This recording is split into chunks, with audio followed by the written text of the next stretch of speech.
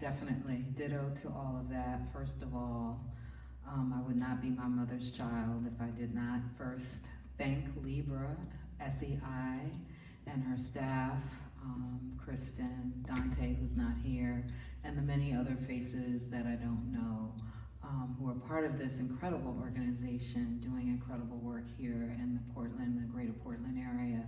This is my first time in Portland, and I'm just very happy to have made it here.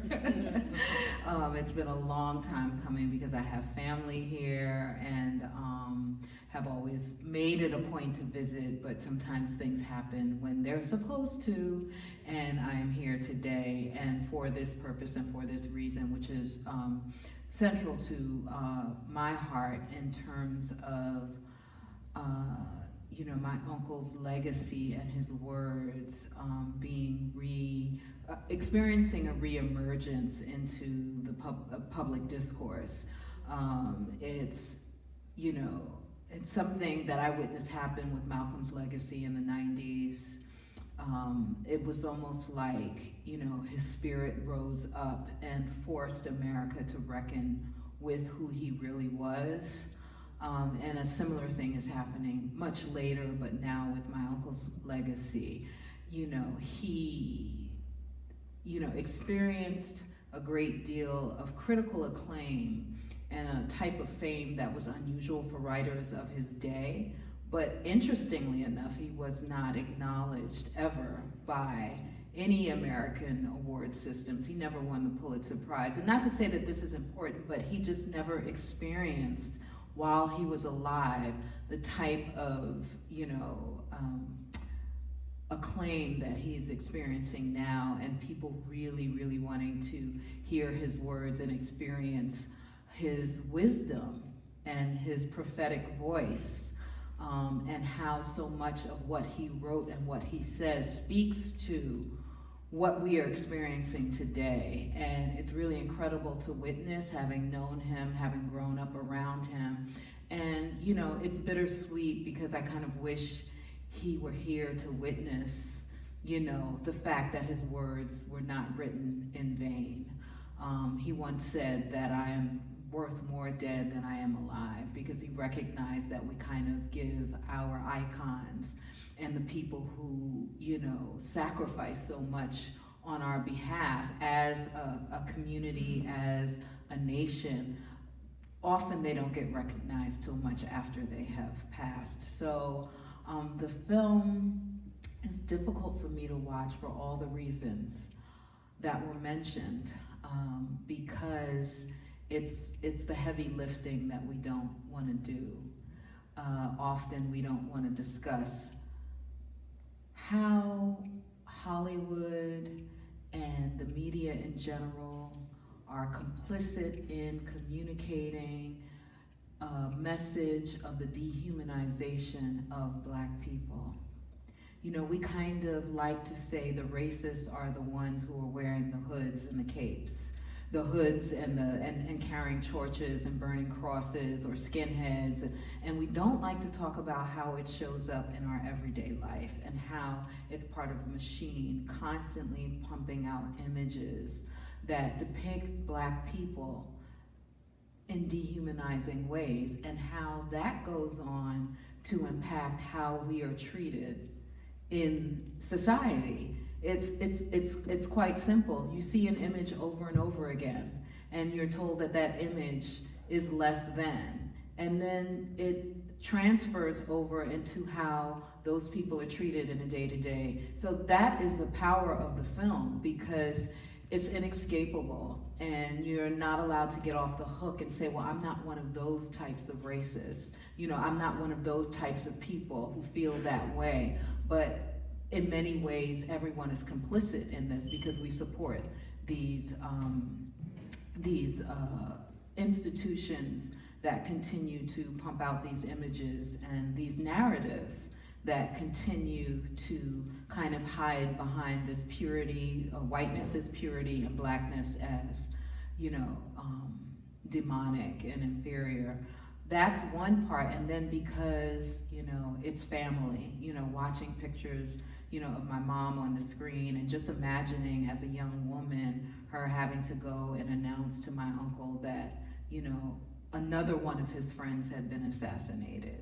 And seeing pictures of my sisters, and my uncle, holding them in a protective embrace because 4 little black girls were bombed to death in Birmingham. And, when my sisters went to pick flowers in Central Park one summer day and they didn't return, the family froze in fear because they thought that they had either been snatched or something had happened to them.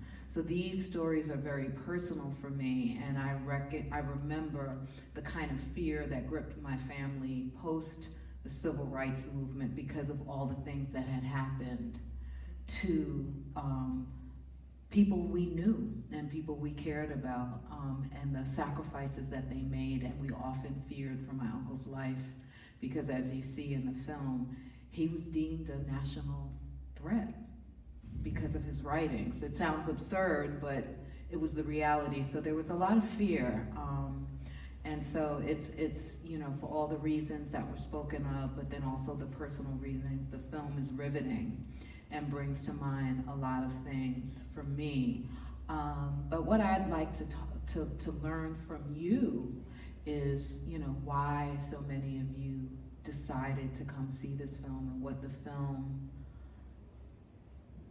film means to you and says to you, and what do you think your job is now going forward after seeing a film like this? Because the audiences are always, I've spoken at a lot of these screenings, and the audiences are always left changed, and definitely enlightened after seeing this film. And there was so much they didn't know about the Kennedy meeting.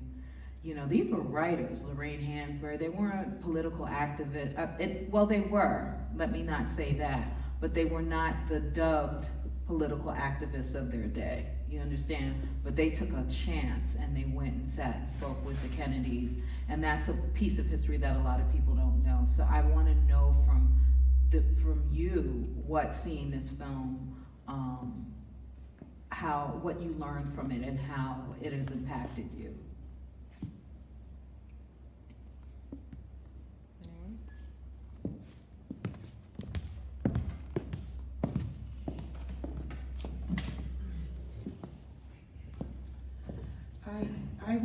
I really wanted to see this film because I read a couple of James Baldwin's short stories, and they had a huge impact on me. And I remember clearly in the English class that I was in, we were talking about why so many writers and black writers and musicians had to leave the United States and go to Europe to be able to practice their craft. And there was not really any discussion. And at the end, towards the end of the film, when James Baldwin says, to be able to concentrate on my writing and not worry about being killed, I had to leave the country. Well, that makes perfect sense, but why isn't anyone talking about it? And the other thing that really, really struck me is when James Baldwin was saying, these other people, they all died before they were 40. And, it's not like he lived a long time either, but I was thinking, well, they're in America. Like one other part of the film says, you never have a chance to rest. Of course, if you look at it that way. But no one is talking about these things. And the only thing I can really think about to do is to talk to other people about what I've learned and what we don't know and why we don't know it. Thank you. Thank you for that. Behind. That's all right. That's all right. Yeah. Oh, that's okay. I don't need the mic. I came because. Is it on now? Okay, Yeah. there you go. I came to see the film. I heard about the film, obviously being critically acclaimed and what have you, and I didn't get a chance to see it in the theater. So when I saw it was going to be at SEI, I thought it would be a great experience, and here with my son. I think what's profound, though, in this resurgence around your uncle and, you know, his thoughts is that it's the notion of this continuum. You know, it's like 40 years, you know, 50 years ago, we're having the same conversation. And this notion that things just haven't, you know, it starts off with, well, the Negro is doing well, they should be, you know, they progress, why are you so upset? And we're having that same discussion today, right, in many ways. So I thought it was important to kind of bring my son and for myself as well to kind of see the full experience of that work, number one. And number two, I think I was struck by the notion of race is it's a symptom of something bigger, the issues we have in this country, and he just starts touching upon that around the notion of white supremacy is really just this concept of power, you know, and we haven't reconciled that, how disparate or emotionally depraved we are as a country when you see the school shootings and just people are disconnected. They're in this alternate reality. So race is absolutely a big issue, but it's a byproduct of a much deeper issue, right? And so I think, you know, films like this, the conversation gets us hopefully more engaged with what's at the core, because again, I guess the quote you mentioned, we can't even begin to solve. I mean, we won't solve it by, well, you need to understand black people, and white people, you know, we need to understand white people. Yes, that's something that needs to happen, but there's no moral rigor or reason to do that, or understanding why are you doing that. I don't think we even get there, you know what I mean? So.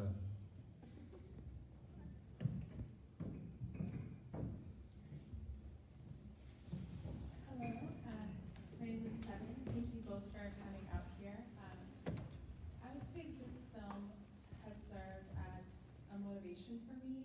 I too was a Black Studies major in college, and that was 3 years ago. And I aspired to go to law school, but I've been struggling to find that motivation. And being around or having conversations like this and being present in conversations like this just remind me what it is that I want to be working towards. And things haven't changed, you know.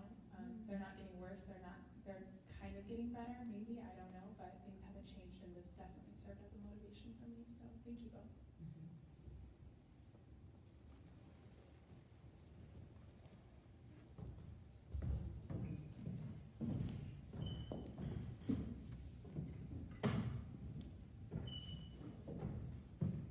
So just as a point of interest and try to generate some more conversation, I want to kind of point out a few things that are important, or maybe not important at all. So there was a point in the film where there was James Baldwin and this beautiful woman, and that was his sister. So just so you understand, that beautiful woman is Aisha's mother.